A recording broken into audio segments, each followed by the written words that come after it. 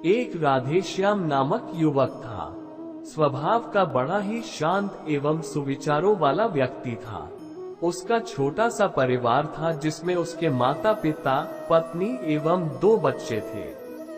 सभी से वो बेहद प्यार करता था। इसके अलावा वो कृष्ण भक्त था और सभी पर दया भाव रखता था। जरूरतमंद की सेवा करता था, किसी को दुख नहीं देता था।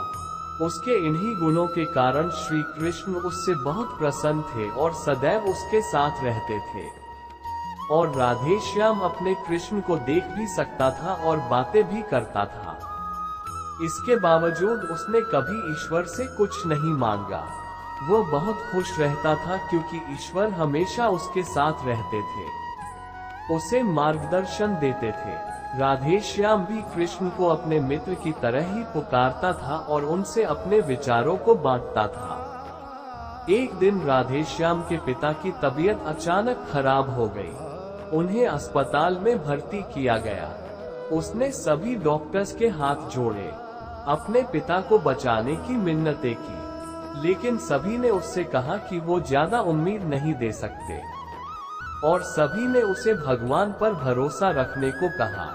तभी राधेश्याम को कृष्ण का ख्याल आया और उसने अपने कृष्ण को पुकारा। कृष्ण दौड़े चले आए। राधेश्याम ने कहा, मित्र, तुम तो भगवान हो, मेरे पिता को बचा लो। कृष्ण ने कहा, मित्र, ये मेरे हाथों में नहीं है। अगर मृत्यु का समय होगा तो होना तय है। इस पर राधेश्याम नाराज हो गया और कृष्ण से लड़ने लगा, गुस्से में उन्हें कोसने लगा।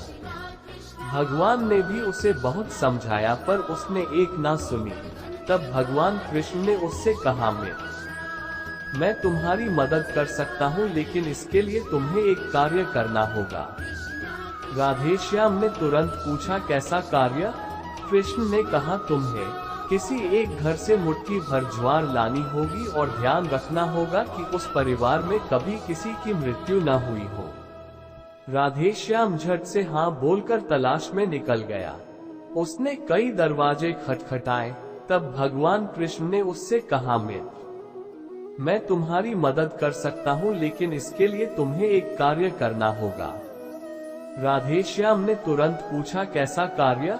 कृष्ण ने कहा, तुम्हें किसी एक घर से मुट्ठी भर ज्वार लानी होगी और ध्यान रखना होगा कि जोड़ उस परिवार में कभी किसी की मृत्यु न हुई हो। राधेश्याम झट से हाँ बोलकर तलाश में निकल गया। उसने कई दरवाजे खटखटाए। हर घर में ज्वार तो होती, लेकिन ऐसा कोई नहीं होता जिनके परिवार में किसी की मृत्यु ना हुई हो। किसी का पिता, किसी का दादा, किसी का भाई, माँ, काकी या बहन। 2 दिन तक भटकने के बाद भी राधेश्याम को ऐसा एक भी घर नहीं मिला। तब उसे इस बात का एहसास हुआ कि मृत्यु एक अटल सत्य है। इसका सामना सभी को करना होता है, इससे कोई नहीं भाग सकता। और वो अपने व्यवहार के लिए कृष्ण से क्षमा मांगता है और निर्णय लेता है जब तक उसके पिता जीवित हैं उनकी सेवा करेगा। थोड़े दिनों बाद राधेश्याम के पिता स्वर्ग सिधार जाते हैं। उसे दुख तो होता है, लेकिन ईश्वर की दी उस सीख के कारण उसका मन शांत रहता है। दोस्तों, इसी प्रकार हम सभी को इस सच को स्वीकार करना चाहिए कि मृत्यु एक अटल सत्य है। उसे नकारना मूर्खता है। दुख होता है, लेकिन उसमें फंस जाना गलत है, क्योंकि केवल आप ही उस दुख से पीड़ित नहीं है, अपितु संपूर्ण मानव जाति उस दुख से रूबरू होती ही है। ऐसे सच को स्वीकार कर आगे बढ़ना ही जीवन है।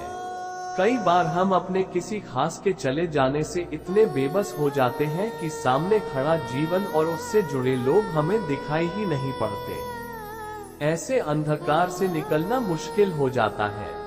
जो मनुष्य मृत्यु के सत्य को स्वीकार कर लेता है, उसका जीवन भार विहीन हो जाता है और उसे कभी कोई कष्ट तोड़ नहीं सकता। वो जीवन के हर क्षेत्र में आगे बढ़ता जाता है।